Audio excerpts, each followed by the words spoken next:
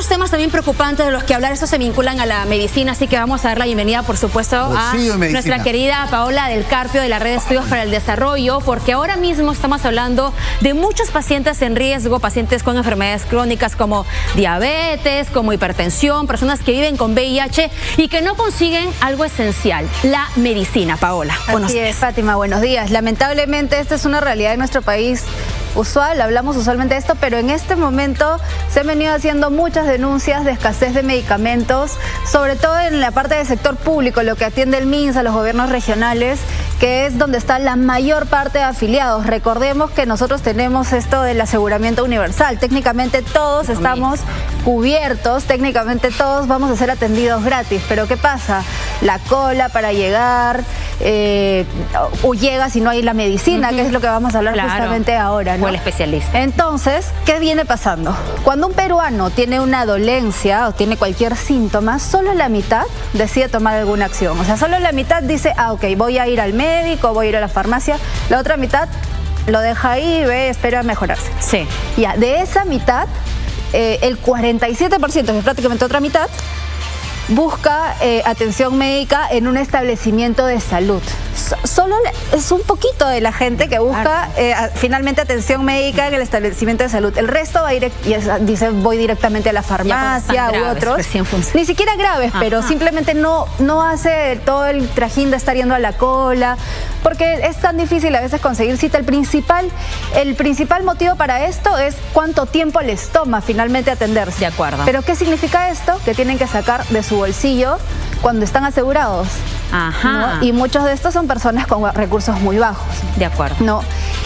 Tenemos que, por ejemplo, en la selva la situación es crítica, ¿no? El 69%, casi el 70% de los establecimientos de salud públicos no tienen stock de medicamentos del 80%, los medicamentos esenciales, los más importantes, los que hay que tener.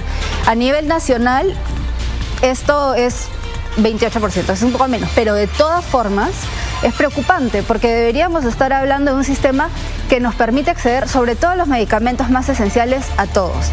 Y algo que hemos observado y que nos preocupa mucho en la red del sector público es que el medicamento que más recurrentemente está sin stock es el sulfato ferroso, que es justamente clave para atender la anemia que tantas veces hemos hablado que nos preocupa en este momento en nuestro país. Así es. Ahora, esto de aquí nos genera no solamente alarma, sino indignación, la pérdida de dinero. Sí, se han perdido más de 46 millones de soles, según un reportaje reciente por un informe de la Contraloría, que dice que los medicamentos están vencidos y siguen en sus almacenes, nunca han salido de ahí y se van a perder, ¿no? Entonces, no solamente tienes que no compraste a tiempo, no programaste bien qué necesitabas, porque ese es un problema importante en nuestro sector público, pero además, si compraste, se quedó ahí en el almacén. Ahora, hay que decir que un buen porcentaje de esos son los medicamentos COVID, las vacunas, ese tipo de cosas. De acuerdo. Pero de todas formas, eso no es aceptable cuando hay tantas necesidades en nuestro país. ¿Cuánto nos afecta al bolsillo de todos los peruanos? Porque esto es de dinero público. Así es. Entonces, como te decía, si no nos atienden, tenemos que sacar nuestro bolsillo para atendernos porque tenemos un problema de salud. Se han gastado más de 5.000 millones de soles en lo que llamamos gasto de bolsillo solo en medicamentos. O sea, en pagar de tu bolsillo para tus medicamentos porque no fuiste al establecimiento de salud, te fuiste directo a la farmacia, o cuando sí fuiste al establecimiento de salud, no tenían las medicinas que te recetaron. De acuerdo. ¿No? Entonces, eso es más que el 2019. Esto ha venido empeorando respecto a antes de la pandemia. No ha mejorado, sino que ha empeorado. En promedio, un peruano gasta cada año 170 soles solo en medicamentos, pero si hablamos de todo que es salud, no solo medicamentos, el examen, la radiografía, diferentes cosas que uno termina a veces haciendo por fuera porque no te atienden a tiempo, gasta 444 soles. Este gasto es mayor en algunas regiones. Las regiones con mayor gasto de bolsillo son Ica, Lambayeque y Lima. Entonces, ahí atentos, porque en verdad las personas están sacando mucho de su bolsillo cuando deberían ser atendidas por el sector público, ¿no? Y de manera muy similar a lo que ocurre cuando hablamos del tema alimentario. La salud es esencial, es un tema que tenemos que atender. Entonces, para las personas que tienen menores recursos, que tienen menos para gastar, la salud representa una parte importante de este gasto. Es 10.5% del gasto de las personas con menores recursos se va a salud. Y no debería irse nada porque técnicamente están asegurados. Claro. Pero eso en contraposición a las personas de mayores recursos que destinan el 1% de todo lo que tienen. Y precisamente, si es que estuviera mejor gestionado ese sistema de salud, habría búsquedas de incentivos para que las familias con menos recursos precisamente confíen en este sistema y vayan a atenderse, pero precisamente no hay esta garantía. Claro, no es una desconfianza irracional, ¿no? En todo caso, realmente existen estas fallas, realmente está habiendo escasez de medicamentos. Ahora, hablábamos del desabastecimiento y lo que preocupa finalmente cómo compra el Estado precisamente la medicina que en algunos casos se termina venciendo. Sí, a ver, hay que entender, ¿no? Por un lado tienes la red del MINSA y los gobiernos regionales porque tenemos muchos subsistemas, el sistema de salud es sumamente complejo, ¿no?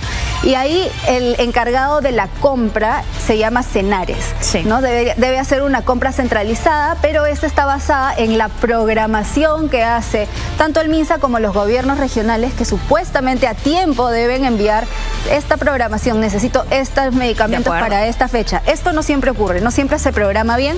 Ese es un problema para Cenares. Pero incluso cuando se ha hecho, está habiendo problemas en el proceso de compras. Ese es el lado del MINSA, ¿no? Ellos compran, almacenan y distribuyen, se encargan de todo eso. De acuerdo. Por el lado de salud, que es otro sistema, ¿no? El seguro social de los empleados, el que compra se llama SEAVE, ¿no? Y también almacena y distribuye en la mayoría del país, pero en el caso de Lima Metropolitana y el Callao, tiene una asociación público-privada que lo que hace es que el privado se encargue de esta distribución. Ya ha venido siendo bastante eficiente, ¿no? El 97% de los medicamentos que han tenido que ser entregados a pacientes de Lima Metropolitana y el Callao con enfermedades crónicas y los mayores que son del PADOMI, por ejemplo, el PADOMI Delivery, había venido funcionando muy bien. Sin embargo, en los últimos meses, algunas cosas no se están entregando porque no se ha comprado. No está funcionando el proceso de compra. Entonces, y esa es la parte del sector público. En la gestión reciente que ha generado un bache en lo que ya era eficiente. Así es. Entonces, incluso las cosas que han venido marchando bien y de las que podemos aprender y podemos replicar para el resto del país, no van a terminar de funcionar bien si el lado público no hace su parte primero. Entonces es importante que, veamos qué está pasando en Cenares, qué está pasando en SEAVE, por qué no están funcionando estos procesos. Realmente preocupante, Paola, lo que ocurre, porque finalmente hablamos de la salud de todos los peruanos que deberían confiar. El presidente dijo, no tienen todo seguro, lo dijo en el extranjero, pero vemos que no es la realidad. Así es.